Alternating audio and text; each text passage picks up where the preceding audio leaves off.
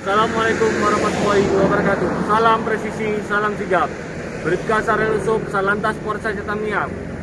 Izin melaporkan pada hari Minggu tanggal 8 Mei 2022 sekira pukul 10.00 waktu Indonesia bagian Barat di pos pengamanan Lebaran tahun 2022 tepatnya di perbatasan Aceh Sumatera Utara. Dapat kami sampaikan arus mudik tahun ini dari arah Aceh menuju Sumatera Utara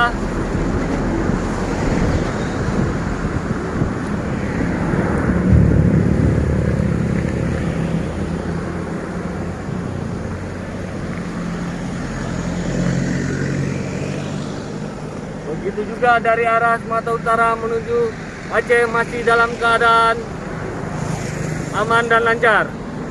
Kami mengimbau kepada masyarakat yang melaksanakan mudik di tahun ini agar dapat berhati-hati dalam berkendara, tetap mematuhi protokol keselamatan berlalu lintas.